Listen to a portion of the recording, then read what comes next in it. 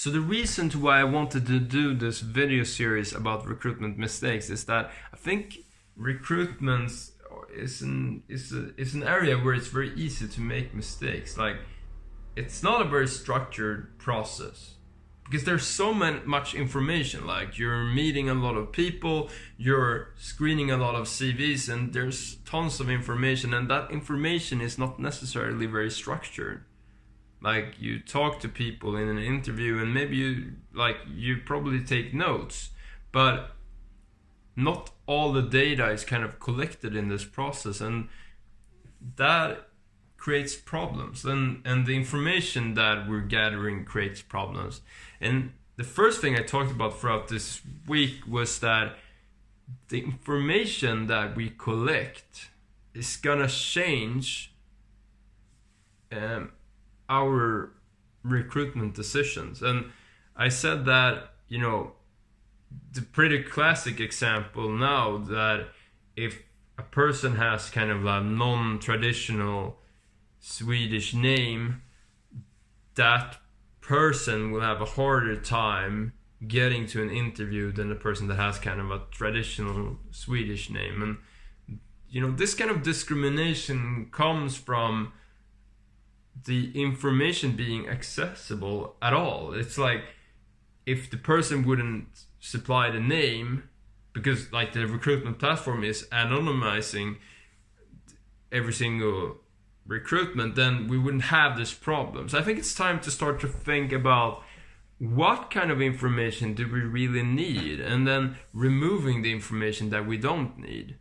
And if you have any tips on platforms like this, I would be happy to hear about them, because I think that this is a problem.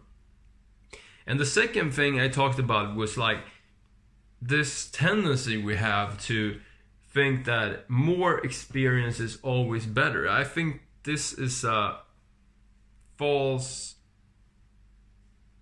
statement. It's like, the thing we need to do is to think about like, what kind of experience do people have, and what kind of experience do people get more of whenever they increase the experience. So like, what is the difference from like being in the first year as a salesperson or like the 10th year? Like, what are people good at when they're at their 10th year, and what are they good at when they're at their first year? There's this idea by some people that like a person cannot be overqualified, and I think that's absolutely wrong. Like, people can definitely be overqualified. A good theory here is the flow theory, which is like, you have skill and then you have the challenge, or like the hardship of the challenge, and you want to find the perfect kind of balance between the person's skill set and the challenge, and then you kind of you end up in this flow, the flow part of that flow chart.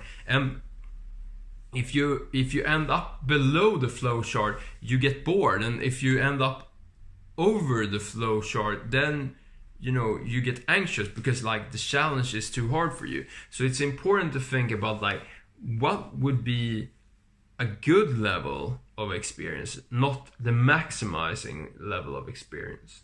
And then I talked about this idea that is very common in the recruitment world, that it's all about finding the right person and then everything else would like magically solve. But the problem is that that idea is kind of against what we have found with data and research in the past years. There's one HBR article saying that researchers can predict team performance only by looking at the communication structures of the people that are in that team. And that's pretty fascinating. It means that how people work is more important than who is on the specific team. And that is exactly what Google found also when they did a research of like 200 teams with 200 data points. They found that it's not about who is on the team, it's about how they work together. The structure of the team and like the communication processes, the things that we actually can change, those are the most important things. And then I talked about rejections, and I think we're not looking at the reactions we do often enough. Like, I think we should go through the reactions that we have and see like, did we make mistakes when we rejected these people? And the extreme cases, like, are we trying to headhunt people that has been in our recruitment process before? Because that is kind of a bad sign, right? It means that we rejected someone that we probably want to have in the company. And that's a bad candidate experience, and it's also like losing revenue for your company. And then the last thing that I talked about was like the gender biased words in job ads. If you're using masculine words in your job ads, you're gonna have less people applying for your jobs, because women typically apply for less of those jobs that have a lot of masculine words. And the good news is that it's very, very easy to check your gender biased words in the job ads. So there's a tool you can use to just like search and see if you're using these bad words. So this is the summary for the week that has been. I hope you have learned something new and something that you can bring with you and that brings value for you in 2019. If you have any questions, please leave a comment below and I will be happy to answer them for you. And also, if you find this interesting, please hit subscribe. Thank you.